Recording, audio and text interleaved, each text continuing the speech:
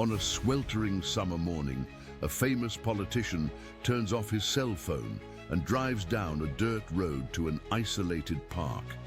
In the back seat, his daughter with a neurological disability holds a water bottle, not understanding their destination. When he stops, he gets out, hands her 2 cookies and says he'll be right back. He closes the door without hesitation and drives away without looking back. Amidst the heat and silence, a German shepherd emerges from among the rocks and slowly approaches. The two remain motionless for a few seconds as the sun sets and the light fades among the trees. And for a second, everything stopped. Love stories with animals? Then subscribe now and don't miss any. Thank you for following us. Now, back to our story. The morning sun cast long shadows across the marble steps of the Arizona State Capitol as Richard Montgomery adjusted his silk tie one final time. His reflection in the polished brass doors showed exactly what he intended the world to see: a man of distinction, authority, and unwavering moral fiber. At 52, Richard had mastered the art of public presentation with the precision of a Swiss watchmaker. Every gesture, every word, every carefully orchestrated public appearance had been designed to reinforce the image that had carried him through 2 decades of political success. The cameras were already rolling as he approached the podium for his weekly press conference. Richard's piercing blue eyes scanned the crowd of reporters, his trademark confident smile spreading across his weathered face. Behind him, the Arizona flag fluttered gently in the desert breeze, a perfect backdrop for the man who had built his career on promises of family values and traditional American principles. "Good morning, Arizona," Richard began, his voice carrying the practiced cadence that had won him countless elections. "Today marks another step forward in our commitment to strengthening the foundations of our great state. The Montgomery Family Values Initiative has already touched thousands of lives across our communities." The irony of his words wasn't lost on those who knew the truth, but Richard had become an expert at compartmentalizing his public and private lives. The media ate up his rhetoric about family unity, traditional values, and the sacred bond between parent and child.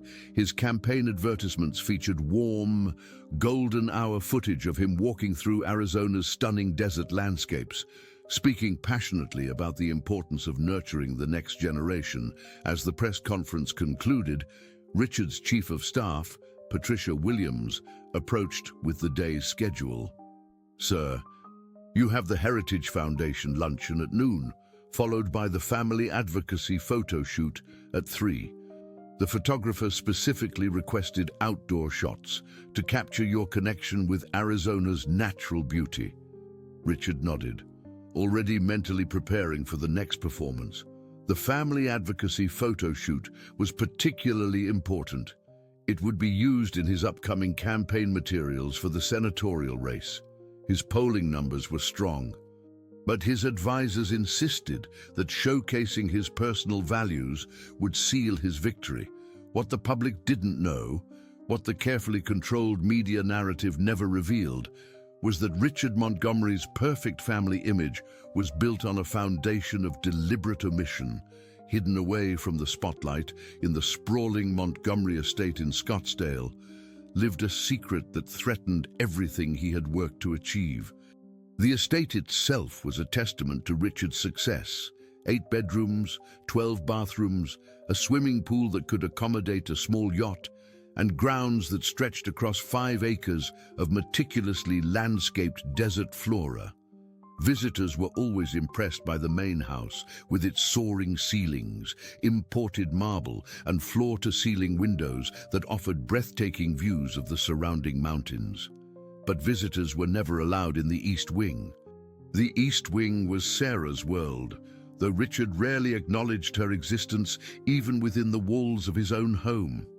At 14, Sarah Montgomery possessed the same striking blue eyes as her father, but where his sparkled with ambition and calculation, Hers held a different kind of depth, one shaped by a rare neurological condition that had affected her development since birth.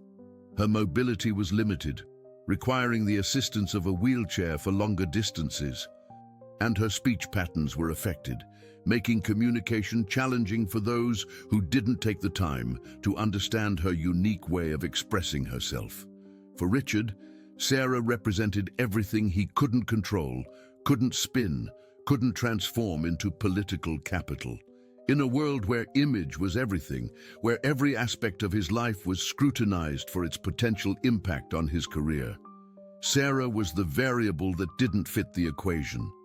She was the daughter he never mentioned in interviews, the child whose existence was known only to a select few trusted staff members and caregivers. The East Wing had been specially designed to accommodate Sarah's needs, with wide doorways, ramps, and medical equipment that ensured her comfort and safety.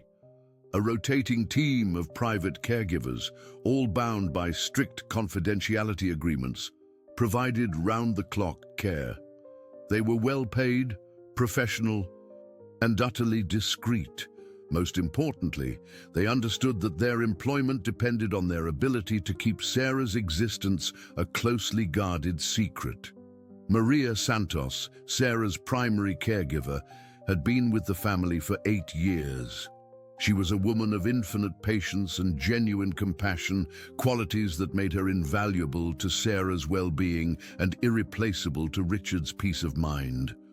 Maria had watched Sarah grow from a confused, frightened 6-year-old into a remarkable young woman whose intelligence shone through despite her physical limitations.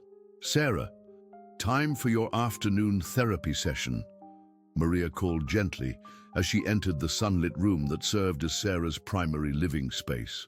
The walls were painted in soft pastels, decorated with artwork that Sarah had created during her occupational therapy sessions.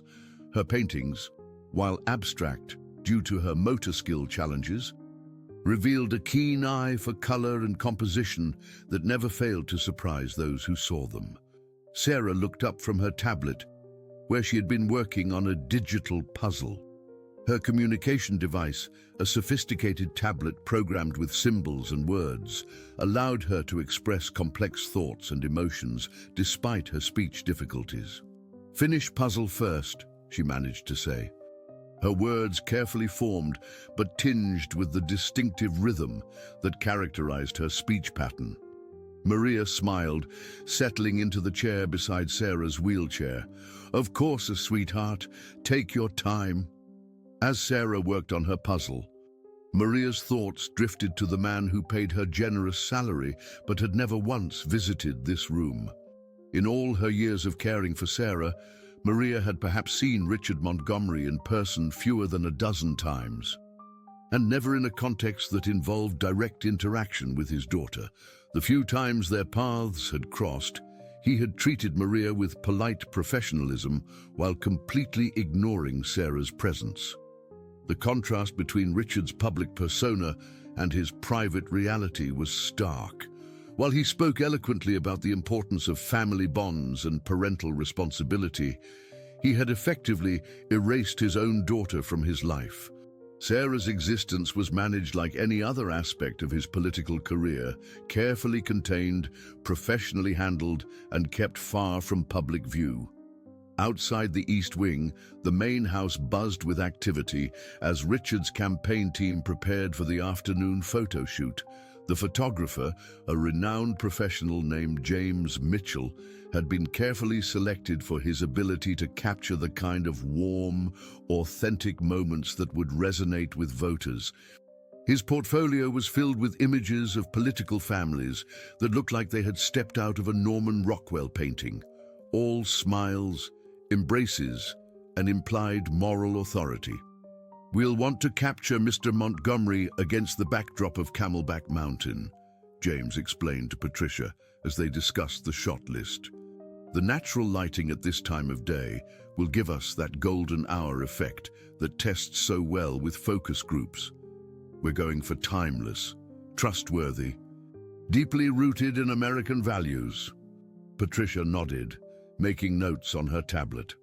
The senator wants to emphasize his connection to Arizona's natural beauty and his commitment to preserving it for future generations.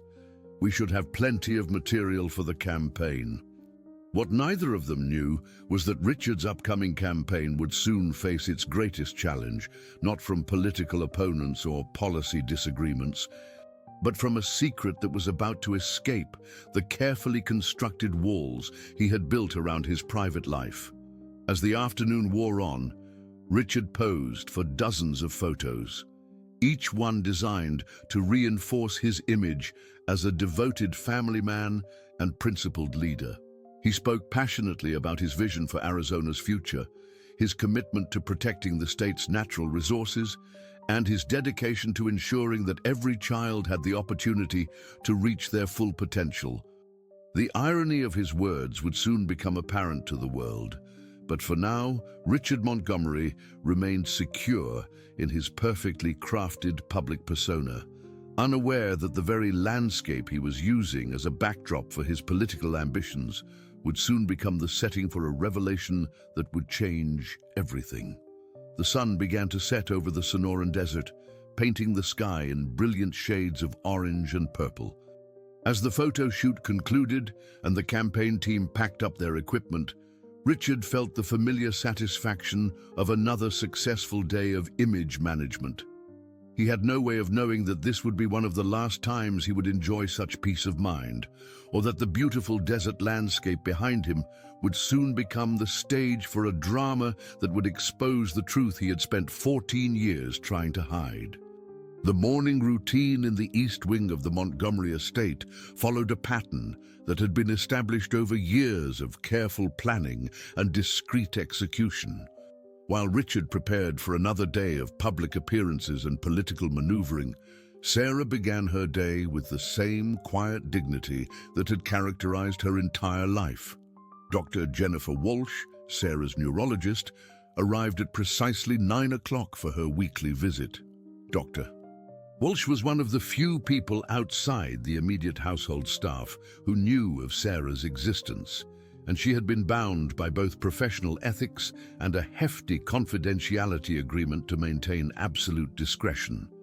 A specialist in rare neurological conditions, she had been treating Sarah since the diagnosis was confirmed when Sarah was just 3 years old. "Good morning, Sarah," Dr. Walsh said warmly as she entered the therapy room. "How are you feeling today?" Sarah looked up from her morning exercises, her face brightening with the genuine smile that those who knew her had come to treasure. Using her communication device, she selected a series of symbols that translated to, "Good morning, Dr. Walsh. I am well today." The relationship between Sarah and Dr. Walsh had evolved over the years into something that transcended the typical doctor-patient dynamic. Dr. Walsh had watched Sarah overcome countless challenges, celebrating each small victory as if it were a major milestone. Sarah's progress had been remarkable, defying many of the initial prognoses that had been so devastating to hear during those early years.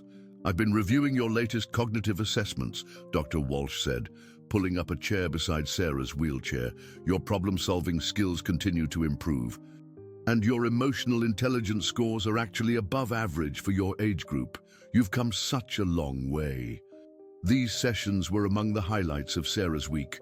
Dr. Walsh treated her not as a patient to be managed, but as a young woman with thoughts, feelings, and opinions that mattered.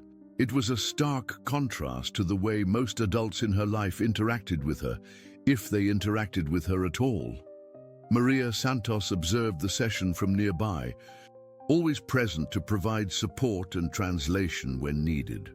Over the years, Maria had become fluent in Sarah's unique communication style, able to interpret not just her words, but the subtle expressions and gestures that conveyed so much of what Sarah wanted to say. "Sarah has been asking about her father again," Maria mentioned quietly to Dr. Walsh during a break in the session. "She sees him on the news sometimes, and she wonders why he never visits her room." Dr. Walsh's expression tightened slightly. This was familiar territory. The emotional challenges that came with Sarah's isolated existence were often more complex than her neurological condition itself. What does she understand about the situation? She knows he's important, that he has important work to do, but she doesn't understand why that work seems to require pretending she doesn't exist. The truth was something that even Maria, with all her compassion and understanding, struggled to explain to Sarah. How do you tell a 14-year-old girl that her father views her as a liability rather than a blessing? How do you explain that the man who speaks so passionately about family values on television considers his own daughter to be a threat to his political ambitions? Meanwhile, in the main house, Richard was reviewing his schedule for the coming week with Patricia. The senatorial campaign was entering its crucial phase, and every public appearance needed to be perfectly choreographed. His opponent, Senator Elizabeth Harper, was gaining ground in the polls, and her campaign had been particularly effective at highlighting Richard's commitment to disability rights and family support services. The irony is almost unbearable, Patricia muttered under her breath as she reviewed the latest campaign materials. She was one of the few people who knew about Sarah's existence, and the cognitive dissonance of promoting Richard as a champion of family values while he ignored his own daughter was becoming increasingly difficult to manage. "Did you say something, Patricia?" Richard asked, not looking up from his briefing documents. "Just reviewing the talking points for tomorrow's education summit. You're scheduled to speak about the importance of inclusive education and supporting children with special needs." Richard nodded absently, completely oblivious to the moral complexity of his situation. In his mind, the compartmentalization was complete. His public advocacy for disability rights was genuine policy work, entirely separate from his personal family situation. He had convinced himself that keeping Sarah hidden was actually protecting her from the harsh scrutiny of public life. The afternoon brought an unexpected challenge. Margaret Chen, an investigative journalist from the Arizona Republic, had been assigned to write a comprehensive profile of Richard Montgomery for their Sunday edition. Margaret was known for her thorough research and her ability to uncover the stories that politicians preferred to keep buried. "Mr. Montgomery," Margaret began as she settled into the leather chair across from Richard's desk in his campaign office, "I'd like to talk about your family life. Your campaign messaging emphasizes traditional family values, but you rarely mention your family in interviews. Can you tell me about your children?" Richard's practiced smile never wavered, but those who knew him well might have noticed the slight tightening around his eyes. "My family is very important to me. Margaret, we value our privacy, and I've always believed that public service shouldn't require sacrificing my family's right to a normal life. But surely your family experiences inform your policy positions. Your advocacy for disability rights, for instance, is that connected to any personal experiences?" The question hit closer to home than Margaret could have known. Richard's support for disability rights legislation was indeed connected to his personal experience, but not in the way she might have expected. His advocacy was driven partly by guilt and partly by the need to maintain consistency with his public image. "My commitment to supporting all families comes from my belief that every person deserves dignity and opportunity," Richard replied smoothly. "That's not just a political position, it's a deeply held personal conviction." Margaret made notes, her journalistic instincts telling her that there was more to the story. Richard Montgomery's public persona was almost too perfect, too carefully constructed. In her experience, politicians who seemed to have no flaws were usually hiding the biggest secrets. Back in the East Wing, Sarah was having her daily art therapy session with Mrs. Rebecca Torres, a gentle woman who had been working with Sarah for 3 years. Art therapy had become one of Sarah's favorite activities, providing her with an outlet for expression that transcended the limitations of traditional communication. "What would you like to work on today, Sarah?" Mrs. Torres asked, setting out an array of paints and brushes on the specially designed table that accommodated Sarah's wheelchair. Sarah pointed to a canvas she had been working on for several weeks, a landscape that bore a striking resemblance to the view from her window. The painting showed the desert at sunset, with the mountains in the background and a single figure in the foreground. The figure was small and alone, but there was something hopeful about the way Sarah had captured the light surrounding it. "This is beautiful, Sarah. Can you tell me about the person in the painting?" Sarah picked up her communication device, selecting symbols carefully. "It's me. I'm watching the sunset and thinking about tomorrow." Mrs. Torres studied the painting more closely. Despite Sarah's motor skill challenges, she had managed to capture something profound about hope and resilience.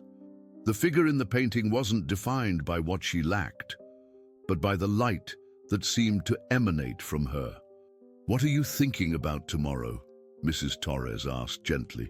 Sarah was quiet for a long moment, her fingers moving slowly across the communication device. Finally, she produced a response. "I think about seeing the world outside my window. I think about meeting new people. I think about my father knowing I exist." The words hung in the air, carrying a weight that made Mrs. Torres' heart ache. She had worked with many children facing various challenges, but Sarah's situation was unique in its complexity. Here was a young woman with so much to offer the world, hidden away because of fears and prejudices that she had no part in creating. That evening, as Richard reviewed his campaign schedule for the following week, he made a decision that would change everything. His advisors had been pushing for a more personal approach to his campaign messaging, something that would help voters connect with him on an emotional level. They had suggested a series of events that would showcase his connection to Arizona's natural beauty and his commitment to environmental preservation. "What about a retreat?" Patricia suggested during their strategy meeting. "Something that shows your spiritual side, your connection to the land. We could position it as a time for reflection and renewal." Richard considered the idea. A spiritual retreat would align perfectly with his image as a thoughtful, principled leader. It would also provide an opportunity to step back from the campaign trail and reset his messaging strategy. "I like it," he said finally. But it needs to be authentic. Find me a location that's genuinely meaningful, somewhere that represents Arizona's natural heritage." Patricia made notes, already envisioning the media coverage.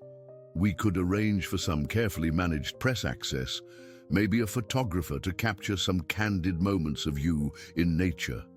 As the meeting concluded, Richard felt a familiar surge of confidence. He had navigated countless political challenges over the years, and this campaign would be no different. What he didn't realize was that the very landscape he was planning to use as a backdrop for his spiritual renewal would soon become the setting for a reckoning that would force him to confront the truth he had been running from for 14 years. Later that night, as the Montgomery estate settled into quiet, Sarah lay in her bed, looking out at the star-filled Arizona sky. The desert nights were clear and beautiful, offering a view of the universe that never failed to fill her with wonder. In her limited world, the stars represented infinite possibility, dreams that extended far beyond the walls of the East Wing. She didn't know that her father was planning a trip to the very landscape she loved to admire from her window. She didn't know that his political ambitions were about to collide with the reality of her existence. All she knew was that somewhere in the main house, beyond the carefully maintained barriers that separated her world from his, lived a man who shared her DNA, but had never shared her life. The stage was being set for a confrontation between image and truth, between political ambition and parental responsibility. And at the center of it all was a young woman whose strength and dignity would soon shine a light on the darkness that had hidden her for far too long. The Sonoran Desert Preserve stretched across 43,000 acres of Arizona's most pristine wilderness, a vast expanse of rugged beauty that had remained largely untouched by human development.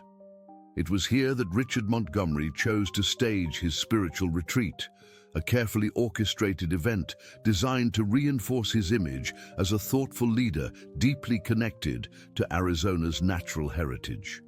Patricia Williams had spent weeks coordinating the logistics, ensuring that every detail would contribute to the desired narrative. "The location is perfect," she explained to Richard as they reviewed the final plans. "Remote enough to suggest genuine solitude and reflection, but accessible enough for our media strategy. We've arranged for a National Geographic photographer to capture some candid moments of you in contemplation." Richard nodded, studying the satellite images of the preserve. The landscape was breathtaking. Rolling hills covered in saguaro cacti, ancient rock formations that told the story of millions of years of geological history, and hiking trails that offered spectacular views of the surrounding valleys. It was exactly the kind of backdrop that would resonate with voters who valued environmental protection and spiritual authenticity. "What about security?" Richard asked, ever mindful of the practical aspects of his public appearances. "Minimal presence, as requested. We want this to appear as natural as possible. The preserve has its own rangers, and we've coordinated with them to ensure your safety without creating obvious security theater." Meanwhile, in the east wing of the Montgomery estate, Sarah was experiencing an unusual break in her routine. Dr. Walsh had suggested a change of pace, and Maria had arranged for Sarah to spend some time in the estate's gardens, an area that had been specially designed with accessible pathways and raised garden beds. "Look at these tomatoes, Sarah," Maria said, pushing the wheelchair along the smooth path. "They're almost ready for harvest." Sarah reached out to touch one of the red fruits, her face lighting up with pleasure. The gardens were one of the few places outside her room where she felt truly free.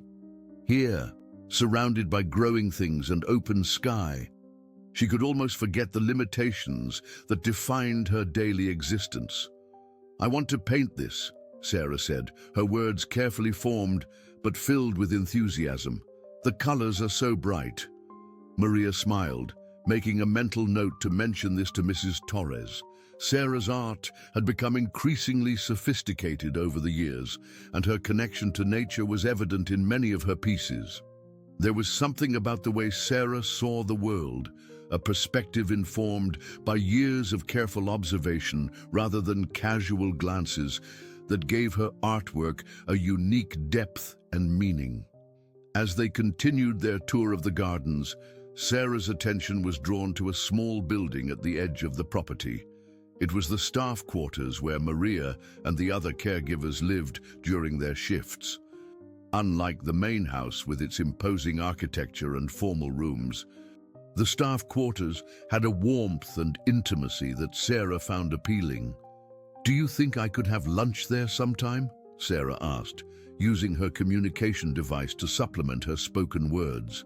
Maria considered the request. It was unusual. Sarah had never expressed interest in leaving the East Wing for social activities. "I think that could be arranged. Would you like to meet some of the other staff members?" Sarah's eyes brightened. The prospect of meeting new people, of expanding her social circle beyond the small group of professionals who cared for her, was incredibly appealing. In her isolated world, every new face represented a potential friendship, a connection to the larger world she observed but rarely participated in. That evening, as Richard prepared for his retreat, he called Patricia to review the media strategy one final time. "I want to make sure we're maximizing the impact of this retreat. The polling numbers show that voters respond positively to candidates who demonstrate spiritual depth and environmental consciousness. Everything is arranged, Senator. The photographer will be in position tomorrow morning, and we've prepared a series of reflection points along the trail where you can be captured in contemplative moments. The whole narrative will reinforce your image as a leader who takes time to connect with the natural world and seek wisdom before making important decisions. Richard felt satisfied with the plan. The retreat would serve multiple purposes. It would provide content for the campaign, demonstrate his commitment to environmental issues, and give him a brief respite from the intense pressure of the campaign trail. What he didn't anticipate was that this carefully planned political theater would soon become the setting for a very different kind of drama. The next morning, Richard set out for the preserve in his campaign vehicle, a hybrid SUV that reflected his environmental values. The drive took him through some of Arizona's most spectacular scenery, past towering saguaro cacti, across dry creek beds, and through rocky canyons that showed the power of time and natural forces. As he drove, Richard's mind wandered to the campaign challenges ahead. Senator Harper had been gaining ground in recent polls, and her team had been particularly effective at highlighting inconsistencies in his record. He needed this retreat to provide the kind of authentic, personal content that would help voters connect with him on an emotional level. The preserve entrance was marked by a simple wooden sign and a small ranger station where Richard checked in with the park staff. Ranger Tom Henderson, a weathered man in his 50s who had worked at the preserve for 20 years, greeted him with professional courtesy. "Welcome to the Sonoran Desert Preserve, Senator Montgomery. We're honored to have you here for your retreat." "Thank you, Tom. I'm looking forward to spending some time in this beautiful place. I understand you have some excellent hiking trails." "Indeed we do. The Sunset Ridge Trail offers some of the best views in the preserve, and it's perfect for contemplation. Just remember to stay on the marked paths and bring plenty of water. The desert can be unforgiving, even for experienced hikers." Richard nodded, appreciating the ranger's professionalism. This was exactly the kind of authentic interaction he hoped to capture during his retreat. As he made his way to the beginning of the trail, he noticed a van parked nearby with photography equipment visible through the windows.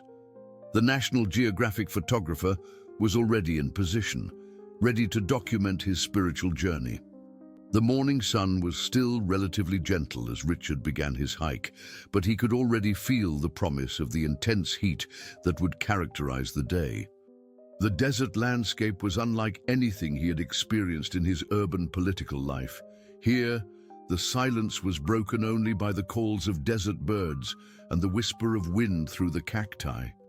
As he walked, Richard found himself genuinely affected by the beauty around him. The preserve was home to an incredible diversity of plant and animal life, all adapted to thrive in conditions that seemed impossibly harsh. There was something profound about the resilience of desert life, the way every living thing had found a way to not just survive, but flourish in an environment that challenged every assumption about what was possible.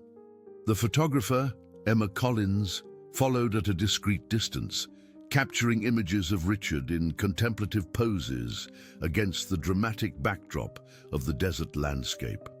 Emma was a skilled professional who had spent years documenting the intersection of human activity and natural environments. Her portfolio included powerful images of climate change, conservation efforts, and the complex relationship between politics and environmental policy. "This is incredible light," Emma called out to Richard as they reached a particularly scenic overlook. "Would you mind taking a moment to rest here? The composition is perfect." Richard was happy to comply, settling onto a large boulder that provided a natural bench. From this vantage point, he could see for miles across the desert, with layers of mountains creating a sense of infinite depth and perspective. It was the kind of view that made political concerns seem small and temporary. As Emma worked, capturing images that would later appear in campaign materials and news articles, she found herself impressed by the landscape's raw beauty. She had photographed politicians in many settings, But there was something particularly striking about this combination of human ambition and natural grandeur. "Have you spent much time in the desert, Senator?" Emma asked during a brief break. "Not as much as I'd like," Richard replied honestly. "My work keeps me in the city most of the time, but I've always felt a deep connection to Arizona's natural heritage. It's part of what makes this state so special." Emma nodded, adjusting her camera settings for the changing light. "There's something about the desert that strips away pretense. Everything here is honest. Either you're adapted to survive or you're not. There's no middle ground." Her words carried more weight than she realized. In the coming hours, Richard would discover just how prophetic her observation had been. The desert had a way of revealing truth, of stripping away the careful constructions that allowed people to hide from themselves and others. As the morning wore on, Richard found himself genuinely engaged with the retreat experience. The combination of physical exertion, natural beauty, and genuine solitude created a meditative state that he rarely experienced in his normal life. For the first time in months, he wasn't thinking about polling numbers, campaign strategies, or media narratives. He was simply present in the moment, connected to the landscape and to something larger than his immediate concerns. It was during this period of genuine reflection that Richard made a decision that would change everything. His advisors had been pushing for more personal content, more authentic moments that would help voters connect with him as a human being rather than just a politician. Perhaps it was time to introduce a new element to his campaign narrative, something that would demonstrate his compassion and his commitment to family values in a more concrete way. The idea that occurred to him seemed perfect in its simplicity. What if he brought Sarah to the preserve, not for a public event, of course, but for a private family moment that could be carefully documented and shared with voters? It would show his dedication to family, his commitment to inclusion, and his belief that every person deserved access to Arizona's natural beauty. In his mind, the plan was flawless. He could arrange for Sarah to join him at the preserve, perhaps for a sunset viewing or a short nature walk adapted to her abilities. Emma could capture the moment, a father and daughter sharing a beautiful experience together. It would be the kind of authentic, emotional content that campaigns dreamed of. Richard pulled out his satellite phone and called Patricia. "I've had an idea," he said, his voice filled with the enthusiasm that always accompanied his political inspirations. "What if we arranged for Sarah to join me here? It could be a powerful moment, a father sharing Arizona's natural beauty with his daughter."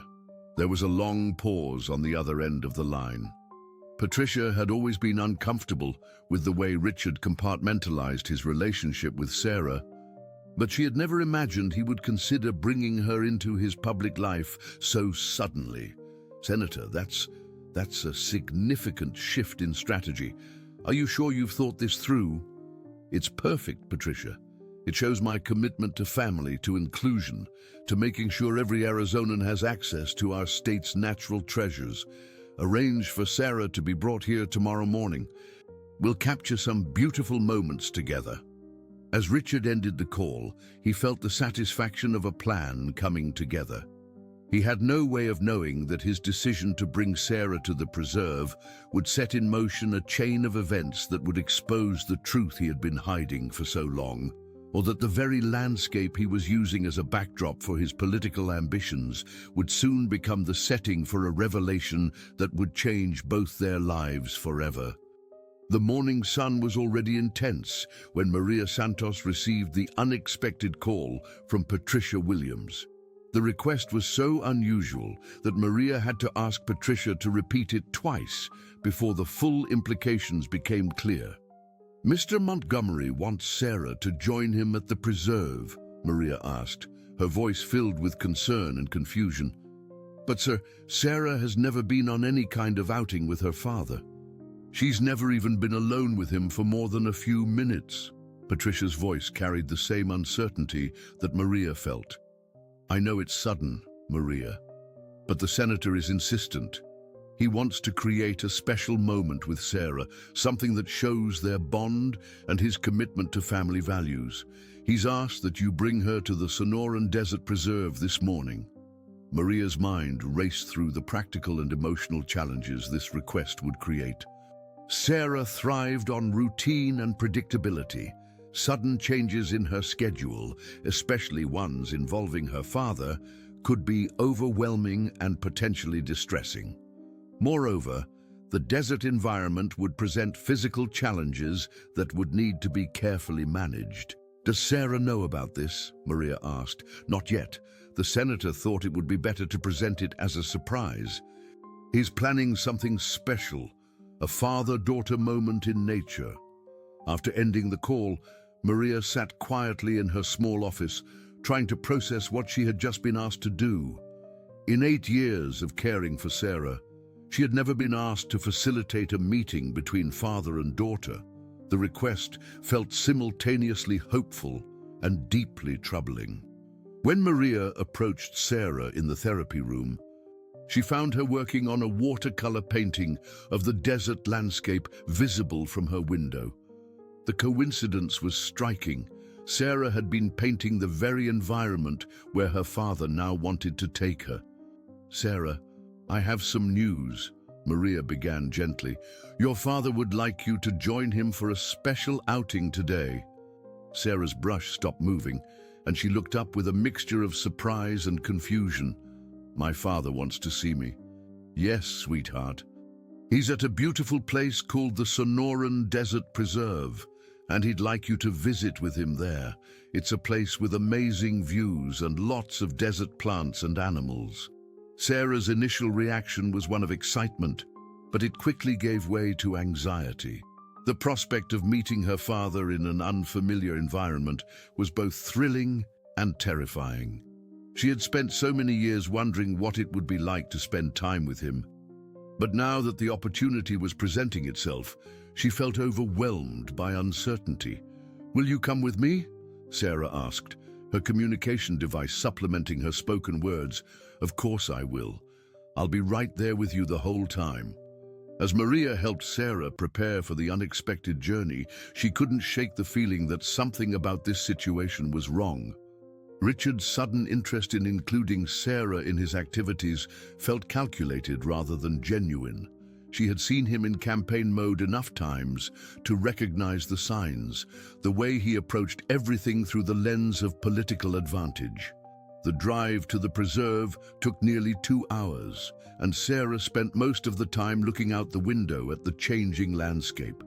As they left the city behind and entered the desert, her excitement grew.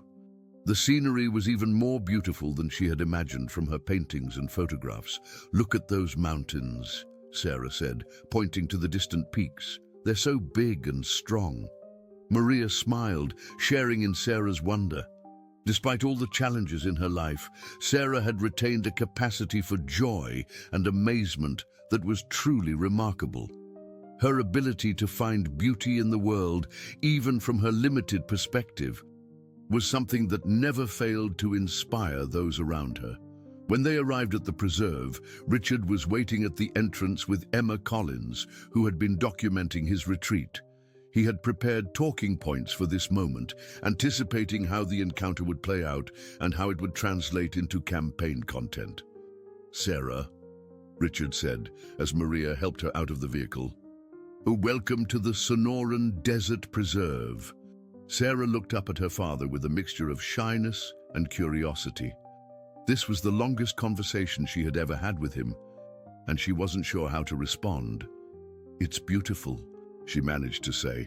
Emma began photographing the moment, capturing what appeared to be a warm father-daughter reunion. Through her lens, the scene looked touching and authentic, a successful politician taking time to share Arizona's natural beauty with his daughter.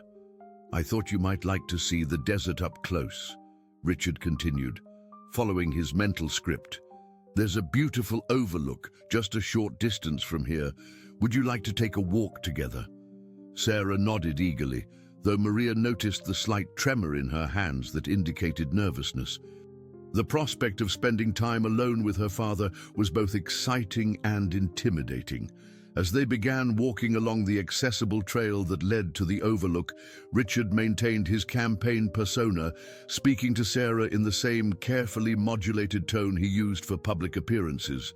He talked about the importance of preserving Arizona's natural heritage, the resilience of desert life, and the spiritual renewal that came from connecting with nature.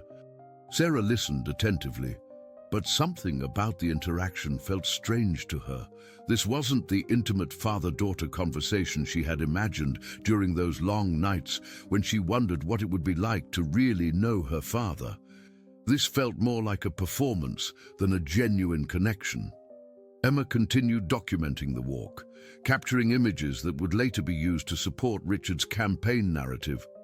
The desert provided a stunning backdrop, and the interaction between father and daughter appeared warm and meaningful through her professional lens. When they reached the overlook, Richard helped Sarah position her wheelchair for the best view of the valley below. The vista was spectacular. Layers of mountains stretched to the horizon, and the desert floor was dotted with cacti and other desert plants that had adapted to thrive in this harsh environment. "This is incredible," Sarah said, her voice filled with genuine awe. "I've painted this view from my window, but seeing it in person is so much better." It was at this moment that Richard's carefully constructed plan began to unravel. As he looked at Sarah's face, illuminated by wonder and joy, he was struck by an uncomfortable realization. This wasn't just a photo opportunity or a campaign moment. This was his daughter, experiencing the beauty of the desert for the first time. And her reaction was completely authentic. The cognitive dissonance was overwhelming. For years, Richard had managed to compartmentalize his relationship with Sarah, treating her existence as a separate issue from his public life.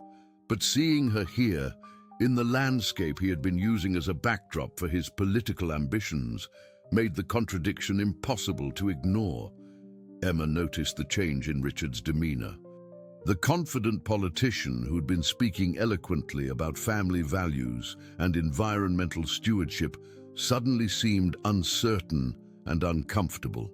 She continued photographing, but her journalistic instincts told her that something significant was happening beyond the planned photo opportunity. "Dad," Sarah said, using the word tentatively, "could we come back here sometime? Maybe Maria could bring me for painting." The simple request hit Richard like a physical blow. Sarah wasn't asking for much, just the possibility of returning to experience more of the natural world that had been hidden from her for so long. But even this modest request felt impossible to accommodate within the carefully controlled structure of his life. "We'll see," Richard replied, his voice lacking its usual confidence. "My schedule is very busy with the campaign." Sarah's face fell slightly, but she nodded with understanding.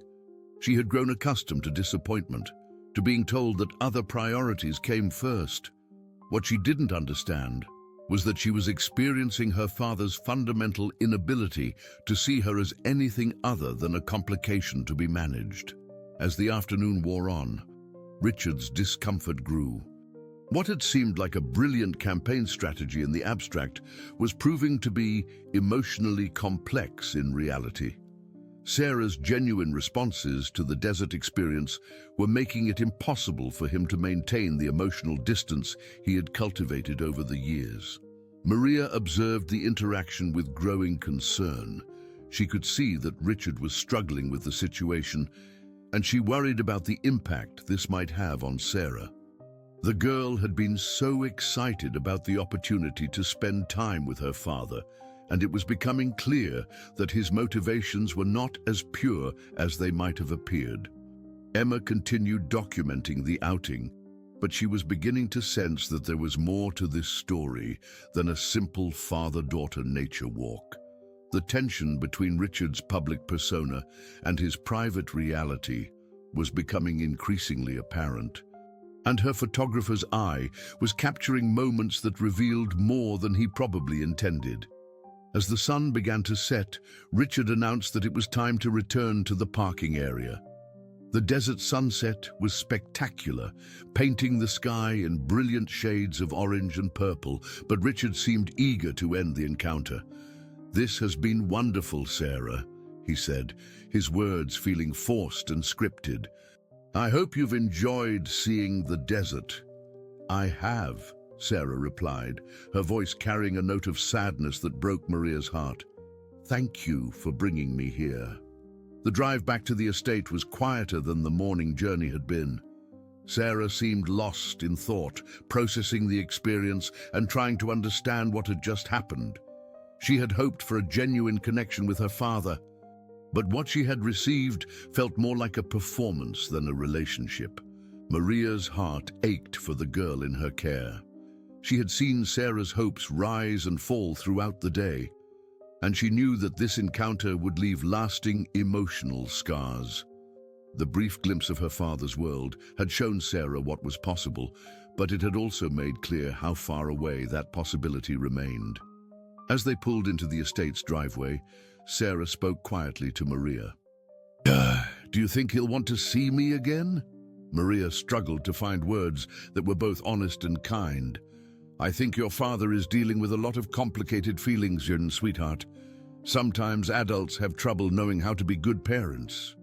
Sarah nodded, accepting the explanation with the wisdom of someone who had learned early that the adult world was full of disappointments and contradictions. But something had changed during her day in the desert. She had seen a wider world, experienced beauty beyond her window, and tasted the possibility of a different kind of life. The seeds of change had been planted, though neither Sarah nor Richard could have predicted how they would grow or what they would ultimately reveal about the true nature of family, responsibility, and the price of political ambition. The photographs from the desert retreat were everything Richard Montgomery's campaign team had hoped for, and more. Emma Collins had captured stunning images of the senator in contemplative poses against the dramatic backdrop of the Sonoran desert, but it was the shots of Richard with Sarah that truly stood out. The natural lighting, the genuine beauty of the landscape, and what appeared to be an authentic father-daughter moment created exactly the kind of emotional content that campaigns yearned for. "These are incredible," Patricia Williams said as she reviewed the photographs on her laptop. "The one of you and Sarah looking out over the valley, that's going to be the centerpiece of our family values campaign. It shows everything we've been trying to communicate about your character and priorities." Richard nodded, but his enthusiasm was tempered by the lingering discomfort he felt about the entire experience.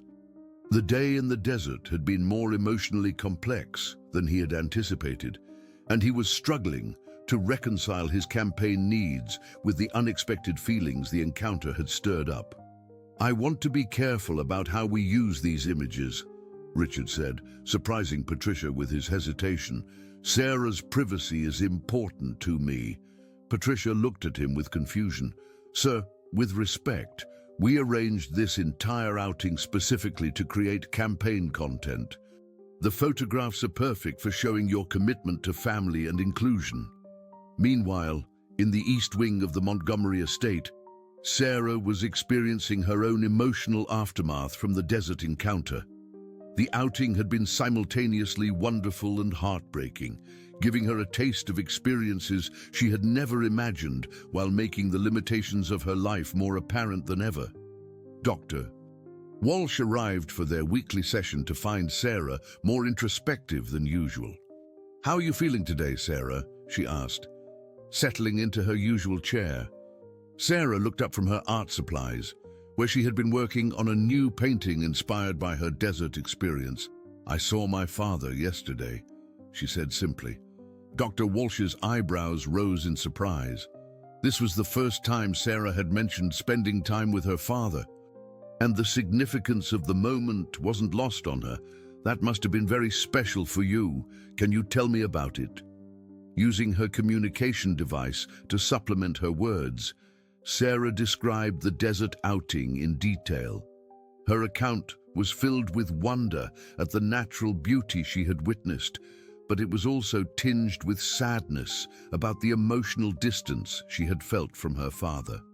"He was different than I expected," Sarah said. "He talked to me, but it felt like he was talking to a camera, not to me." Dr. Walsh's heart went out to the young woman. Sarah's emotional intelligence was remarkable, and she had clearly perceived the performative nature of Richard's interaction with her. Sometimes adults have trouble expressing their feelings, especially when they're dealing with complicated emotions. "Do you think he loves me?" Sarah asked, her voice small and uncertain. The question hung in the air, carrying with it years of isolation and longing. Dr. Walsh chose her words carefully. "I think your father has a lot of complicated feelings about many things in his life. Love isn't always expressed the way we expect it to be." As Sarah continued to process her desert experience, other people were having their own reactions to the encounter. Maria Santos, who had witnessed the entire interaction, was struggling with her own conflicted feelings about what she had observed. That evening, Maria found herself in conversation with Rebecca Torres, Sarah's art therapist, in the staff quarters. The two women had worked together for years and had developed a close friendship based on their shared commitment to Sarah's well-being. "Something about yesterday felt wrong," Maria said, her voice heavy with concern. "The way Mr. Montgomery interacted with Sarah, it wasn't like a father connecting with his daughter. It was like a politician managing a public appearance." Rebecca nodded. "Sarah mentioned the outing during our session today. She was excited about seeing the desert, but she seemed confused about her father's behavior. He had a photographer there," Maria continued, "a professional photographer documenting the whole thing. What kind of father needs a photographer to capture time with his daughter?" The conversation was interrupted by a knock at the door. Dr. Walsh stood in the hallway, her expression troubled. "I hope you don't mind my dropping by, but I wanted to talk to you both about Sarah's session today." The three women had worked together for years, and they had formed an informal support network focused on Sarah's care. Dr. Walsh's late-night visit suggested that something significant was troubling her. "Sarah asked me if I thought her father loved her," Dr. Walsh said without preamble. "In all the years I've been treating her, she's never asked that question so directly.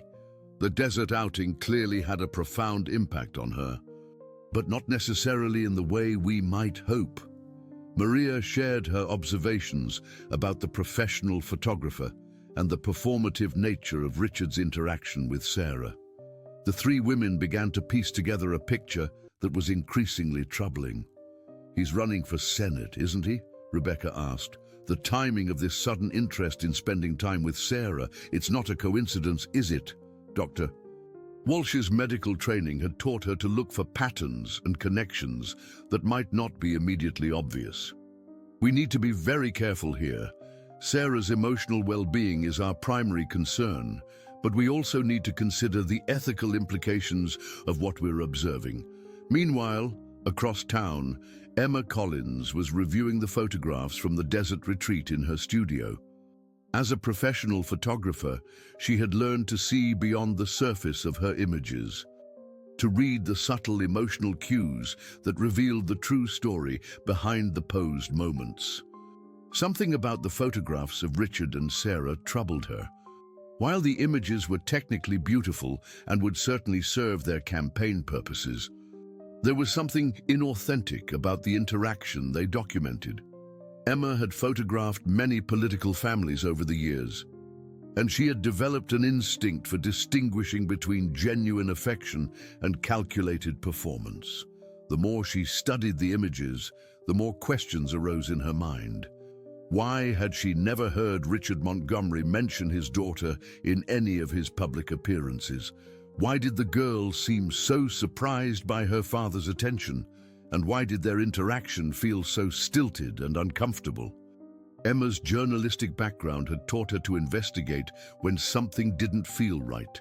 She began researching Richard Montgomery's family more thoroughly, looking for any public records or mentions of his daughter. What she found was puzzling. There were virtually no references to Sarah Montgomery in any public documents, campaign materials, or media coverage.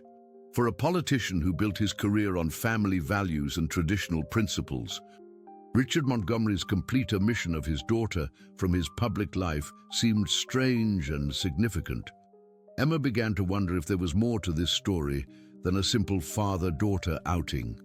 Back at the Montgomery estate, Richard was having his own crisis of conscience. The desert encounter had forced him to confront the reality of his relationship with Sarah in a way that years of compartmentalization had allowed him to avoid. Seeing her joy at experiencing the natural world, witnessing her genuine excitement about spending time with him, had made his emotional distance seem not just cruel, but actively harmful. That night, Richard found himself standing outside the East Wing for the first time in months. He could hear the soft sound of Sarah's voice as Maria helped her with her evening routine. And for a moment, he was tempted to knock on the door and enter his daughter's world. But the moment passed, and Richard retreated to his study, where he tried to lose himself in campaign documents and polling data. The cognitive dissonance was becoming unbearable, but he couldn't see a way to resolve it without destroying everything he had worked to build. The next morning brought an unexpected development. Margaret Chen, the investigative journalist from the Arizona Republic, called Patricia Williams with a request that sent alarm bells ringing through the campaign office. "I'm following up on our previous conversation about Senator Montgomery's family," Margaret said. "I've come across some interesting information about his daughter, and I'd like to arrange a follow-up interview." Patricia's blood ran cold. What kind of information? "I'd prefer to discuss it directly with the senator. When would be a good time for us to meet?" After ending the call, Patricia immediately contacted Richard. "We have a problem," she said without preamble. "Margaret Chen has been digging into your family background, and she's specifically asking about Sarah." Richard felt the world shift beneath his feet. This was the scenario he had feared for years, the possibility that his carefully constructed secret would be exposed. "What does she know?" "I don't know yet. But she's asking for a follow-up interview. We need to decide how to handle this." As Richard processed this new threat, he realized that the desert outing might have been a mistake. In his effort to create campaign content, he might have inadvertently drawn attention to the very secret he had been trying to protect. The carefully constructed walls between his public and private lives were beginning to crumble, and Richard Montgomery was about to discover that the truth, like the desert itself, had a way of revealing itself despite all efforts to keep it hidden. The stage was being set for a confrontation that would force Richard to choose between his political ambitions and his responsibility as a father. In the coming days, the consequences of years of denial and compartmentalization would become impossible to ignore, and the price of maintaining his perfect public image would finally come due. Sarah, unaware of the brewing storm, continued her daily routine in the East Wing, but something fundamental had changed. The desert had shown her a world beyond her window, and she had begun to dream of possibilities she had never imagined. The question was whether her father would find the courage to help her explore those possibilities, or whether his fear of exposure would lead him to make choices that would forever change both their lives. The pressure on Richard Montgomery was mounting from multiple directions. Margaret Chen's investigation was closing in on the truth about Sarah's existence. The campaign was demanding more personal content to counter Senator Harper's rising poll numbers, and Richard's own conscience was waging war with the political calculations that had defined his career. 3 days after the desert outing, Richard made a decision that would change everything. In a moment of panic and desperation, he convinced himself that he needed to take Sarah back to the preserve, not for campaign purposes this time, but to have a conversation that was long overdue. He told himself it was about honesty, about finally being a real father to his daughter. But deep down, he knew his motivations were far more complex and troubling. "I want to take Sarah back to the desert," Richard announced to Patricia during their morning strategy meeting. And alone this time. No photographers, no campaign staff, just a father and daughter spending time together. Patricia looked at him with concern. "Sir, is that wise? Given Margaret Chen's investigation and the current campaign pressures, maybe it's not the best time to—" "It's exactly the right time," Richard interrupted. "And I need to have an honest conversation with my daughter about our relationship and about the challenges we're facing as a family." The truth that Richard couldn't admit to himself was that he was considering a drastic solution to his problems. If Sarah were to have an accident during their outing, if she were to become lost in the vast desert preserve, his secret would be safe and his campaign could continue without the threat of exposure. It was a thought so horrible that he couldn't fully acknowledge it even to himself, but it lurked at the edges of his consciousness like a shadow. When Maria received the call requesting that she prepare Sarah for another desert outing, she was immediately suspicious. "Mr. Montgomery wants to take Sarah to the preserve again, without me." "He specifically requested that it be just the two of them," Patricia explained, her voice tight with unexpressed concerns. "He wants to have some private father-daughter time." Maria's instincts screamed that something was wrong. In 8 years of caring for Sarah, Richard had never shown any interest in spending time alone with his daughter. The timing of this request, coming so soon after the obviously staged photo opportunity, felt ominous. "I'm not comfortable with this," Maria said firmly. "Sarah needs supervision and support, especially in an unfamiliar environment like the desert. Her condition requires careful monitoring. I understand your concerns, but Mr. Montgomery was very clear about his wishes. He'll have emergency communication devices, and he's assured me that they'll stay on the marked trails." After ending the call, Maria immediately contacted Dr. Walsh. "I need to talk to you about something urgent," she said. "I think Sarah might be in danger." Dr. Walsh arrived at the estate within the hour, and Maria shared her concerns about Richard's sudden interest in private time with Sarah. The two women had worked together long enough to trust each other's instincts, and Dr. Walsh's medical training had taught her to recognize when a situation posed risks to her patient's well-being. "This doesn't feel right," Dr. Walsh agreed. "The timing is too convenient, and Richard's behavior has been increasingly erratic since the campaign intensified." Meanwhile, Emma Collins was pursuing her own investigation into the Montgomery family dynamics. The photographs from the desert retreat had revealed more than she initially realized, and her journalistic instincts were telling her that there was a significant story hiding beneath the surface of Richard's carefully constructed public image.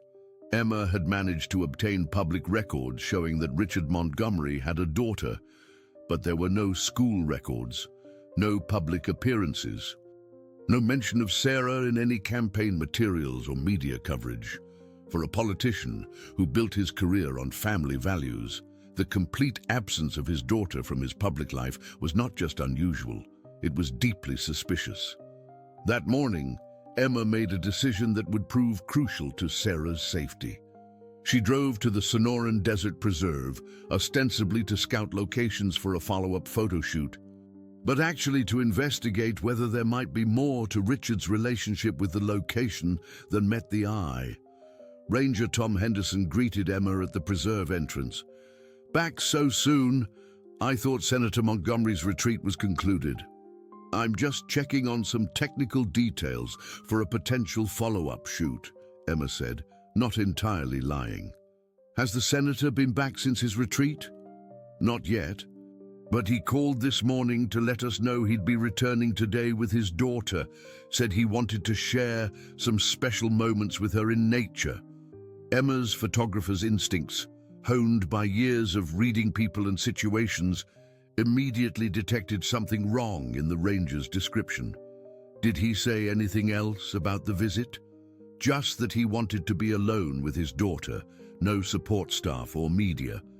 He seemed quite insistent about privacy. As Emma processed this information, she began to piece together a disturbing picture. Richard Montgomery, a man who had hidden his daughter's existence for years, was suddenly interested in private time with her in a remote desert location. The timing, coming so soon after her investigation had begun, felt far too convenient to be coincidental. Emma made a decision that would later prove to be life-saving. She positioned herself at a high overlook with a clear view of the preserve's main trails and settled in with her telephoto lens and camera. If Richard Montgomery was planning something harmful, she would be there to document it. Meanwhile, at the Montgomery estate, Sarah was experiencing a mixture of excitement and anxiety about the upcoming outing. The previous desert visit had been emotionally complex, but it had also shown her a world beyond her window that she longed to explore further. "Are you excited about seeing the desert again?" Maria asked as she helped Sarah prepare for the outing. "Yes," Sarah replied, though her voice carried a note of uncertainty. "I hope my father will really talk to me this time, not like he's giving a speech." Maria's heart ached for the young woman. Sarah's capacity for hope, despite years of disappointment and neglect, was both inspiring and heartbreaking. "Remember, sweetheart, you can always ask him to bring you home if you feel uncomfortable about anything." As Richard arrived to pick up Sarah, Maria made one last attempt to accompany them. "Are you sure you wouldn't like me to come along? Sarah is more comfortable when she has familiar support." "That's exactly why I want to be alone with her," Richard replied, his voice carrying a forced warmth that didn't reach his eyes. "And it's time for Sarah and me to develop our own relationship without intermediaries." Maria watched with growing dread as Richard loaded Sarah's wheelchair into his vehicle. Every instinct she possessed was screaming that something was wrong, but she felt powerless to intervene. As they drove away, she immediately called Dr. Walsh. "They're gone," Maria said, her voice tight with worry. "Something about this situation feels dangerous." "Doctor." Walsh shared Maria's concerns. "I'm going to call Margaret Chen," she decided. "If there's a story here that threatens to expose Richard's treatment of Sarah, she needs to know that Sarah might be in danger." The drive to the preserve was quieter than their previous outing had been. Richard seemed lost in thought, his usual politician's chatter replaced by an ominous silence. Sarah sensed the change in her father's demeanor and found herself feeling increasingly anxious about the purpose of this trip. When they arrived at the preserve, Richard bypassed the visitor center and drove directly to a remote trailhead that Emma's research had shown was rarely used by tourists. The area was beautiful but isolated, with no cell phone coverage and limited visibility from the main roads. "This is a special place," Richard said as he helped Sarah out of the vehicle. "I thought we could have a real conversation here, away from all the distractions of our normal lives." Sarah nodded, though something in her father's voice made her uncomfortable. The setting was beautiful, the desert landscape stretched out before them in all its stark majesty, but there was an undercurrent of tension that she couldn't quite identify. From her position high above the preserve, Emma Collins watched through her telephoto lens as Richard and Sarah made their way onto the remote trail. Her photographer's eye immediately recognized that something was wrong with the scene. Richard's body language was tense and purposeful, while Sarah seemed small and vulnerable in the vast landscape. Emma began documenting the encounter, her camera capturing images that would later prove crucial to understanding what happened next. She watched as Richard led Sarah to a remote area of the preserve, far from the marked trails and visitor areas. What happened next would test every relationship, reveal every hidden truth, and force Richard Montgomery to confront the full consequences of the choices he had made over the past 14 years. The desert, with its harsh beauty and unforgiving nature, was about to become the stage for a confrontation that would change their lives forever. The moment of truth was approaching, and neither Richard nor Sarah could have predicted how it would unfold or what it would ultimately reveal about the true nature of family, responsibility, and the price of hiding from the truth. The remote area of the Sonoran Desert Preserve, where Richard had brought Sarah, was breathtakingly beautiful and terrifyingly isolated. Ancient saguaro cacti stood like sentinels against the azure sky, and the silence was so complete that every sound seemed amplified. It was here, in this place of stark, natural beauty, that Richard Montgomery would finally confront the truth about himself and his relationship with his daughter. "This is beautiful, Dad," Sarah said, her voice filled with wonder as she looked out across the desert landscape. "Thank you for bringing me here." Richard stood beside his daughter's wheelchair, his internal struggle visible in the tension of his shoulders and the way his hands clenched and unclenched at his sides. The plan that had seemed so clear in his mind back in the city now seemed monstrous and impossible. Looking at Sarah's face, illuminated by joy and trust, he couldn't reconcile his political fears with the reality of his daughter's humanity. "Sarah," Richard began, his voice uncertain, "I need to tell you something important. About us, about our family, about why things have been the way they have." Sarah turned to look at her father, sensing the gravity in his tone. "I've always wondered why you never spent time with me," she said quietly. "Maria says you have important work, but I see other fathers with their children on television." The simple honesty of her statement cut through Richard's defenses like a blade. For the first time in years, he was forced to confront the reality of what his political ambitions had cost his daughter. "I was afraid," he admitted, the words feeling foreign in his mouth. "I was afraid that having a daughter with special needs would hurt my career." Sarah absorbed this information with the wisdom of someone who had learned early that the adult world was full of disappointments and betrayals. "You were ashamed of me," she said, not as an accusation, but as a statement of fact. "Yes," Richard whispered, the admission tearing something inside him. "I was ashamed, and I was wrong. I was so wrong, Sarah." High above them, Emma Collins watched the scene unfold through her telephoto lens. What she was witnessing wasn't the sinister scenario she had feared, but something far more complex and emotionally charged. The images she was capturing told a story of a father confronting his own failures and a daughter responding with grace and dignity. As Richard and Sarah talked, their conversation was interrupted by an unexpected visitor. A German shepherd, thin and clearly exhausted, emerged from behind a cluster of rocks. The dog was obviously lost and dehydrated, but there was something noble about his bearing that suggested he had once been well trained and cared for. "Oh," Sarah breathed, her face lighting up with delight. "Hello, beautiful boy." The dog approached cautiously. Drawn by Sarah's gentle voice and non-threatening demeanor, Richard watched in amazement as the animal seemed to sense Sarah's vulnerability and positioned himself protectively beside her wheelchair. "He's lost," Sarah said, reaching out to pet the dog's head. "He needs help." Looking at the interaction between his daughter and the stray dog, Richard experienced a moment of clarity that cut through years of self-deception.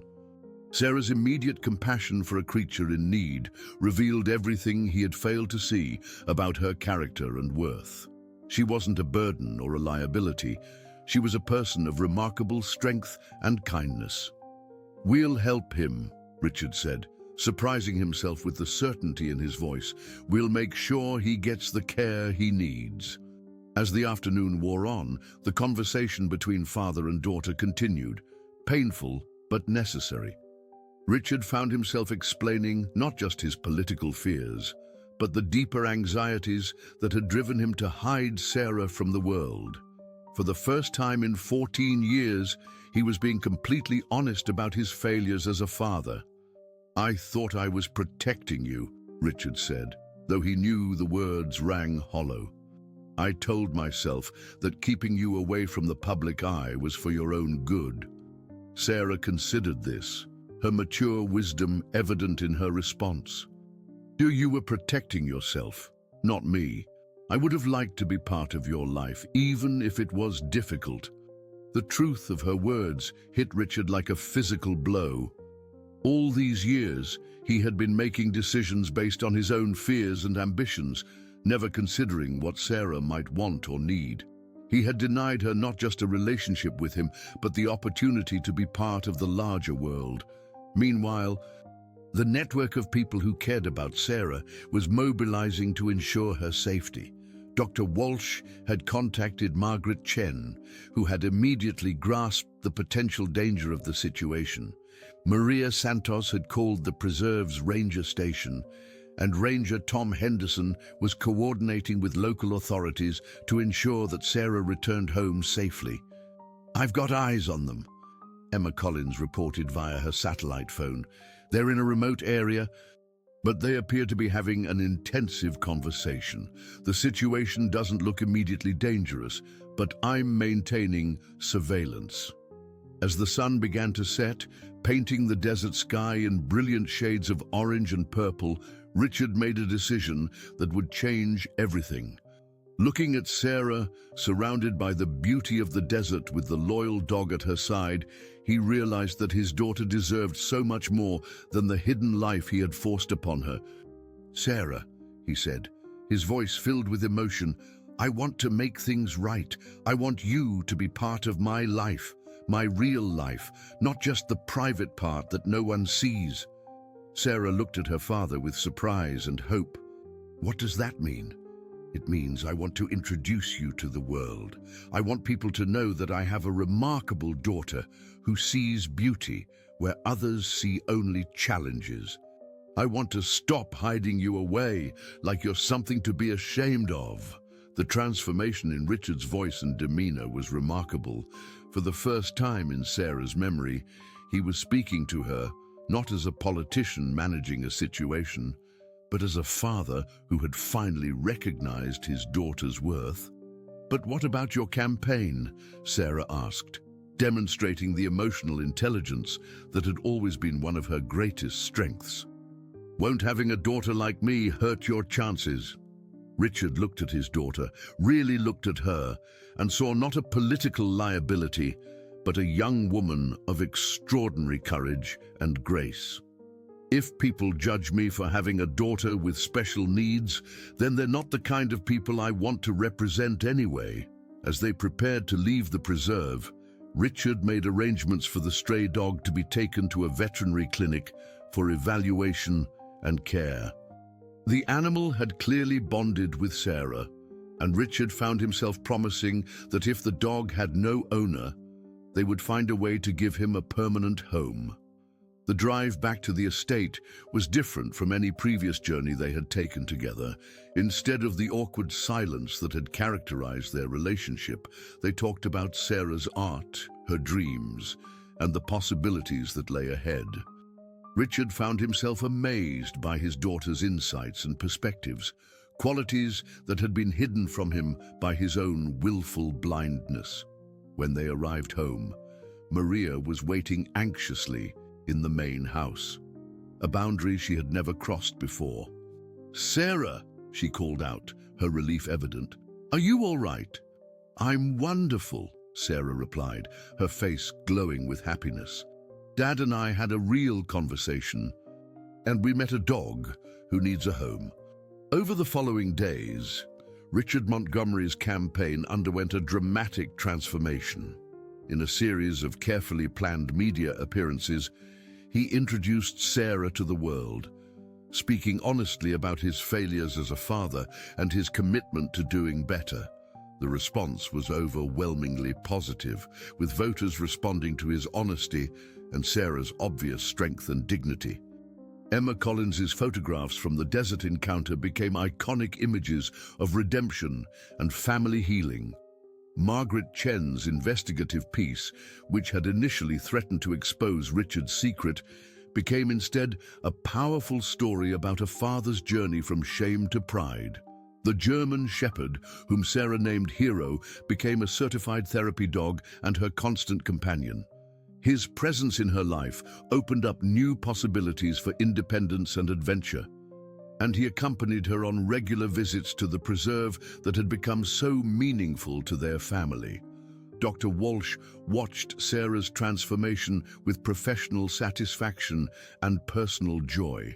The young woman who had once been hidden away was now thriving in ways that exceeded everyone's expectations. Her art was featured in galleries.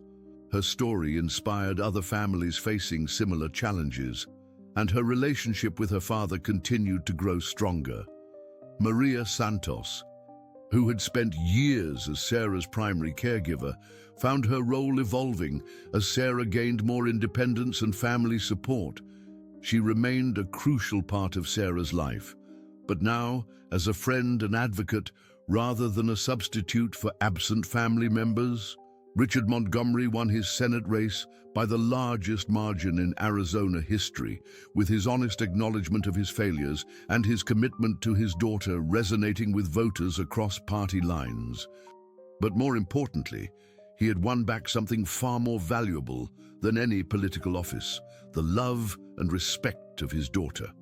On a warm evening 6 months after that transformative day in the desert, Richard and Sarah sat on the patio of their home, watching the sunset paint the sky in brilliant colors. Hero lay at Sarah's feet, alert and protective, while she worked on a new painting that captured the beauty of the desert landscape. "I'm proud of you, Dad," Sarah said, looking up from her canvas. "Not because you won the election, but because you found the courage to be honest." Richard felt tears welling in his eyes. "I'm proud of you too, Sarah. You've taught me more about strength and grace than any campaign ever could." As they watched the stars emerge in the clear desert sky, both father and daughter knew that their journey together was just beginning. The desert had stripped away the pretenses and fears that had kept them apart, revealing the truth that had always been there, that family is not about perfection, but about love, acceptance, and the courage to keep trying to do better. The German Shepherd lifted his head, sensing the peace and contentment that surrounded this little family. He had found his purpose in protecting and serving Sarah. Just as Richard had finally found his purpose in being the father his daughter had always deserved. In the distance, the desert stretched out under the starlit sky, vast and beautiful and full of possibilities. It was a landscape that had tested them, challenged them, and ultimately transformed them. And in that transformation, they had found not just each other, but themselves. Dear listeners, we hope that Richard and Sarah's story has moved you and reminded you of the power of honesty, courage, and unconditional love. This tale of redemption in the Arizona desert shows us that it's never too late to change, to admit our mistakes, and to become better versions of ourselves, just as the desert reveals its beauty to those who take the time to truly see it. Our hearts can reveal their capacity for growth and healing when we find the courage to be vulnerable and authentic. If this story touched your heart, please consider subscribing to our channel and giving this video a like. Share your thoughts in the comments below. We'd love to hear how this story resonated with you. Every day, we bring you stories that explore the complexity of human relationships and the triumph of the human spirit. Don't miss our upcoming content, where we'll continue to share tales of hope, transformation, and the unbreakable bonds that connect us all. Until next time, remember that like the desert's hidden beauty, the best parts of ourselves are often waiting to be discovered.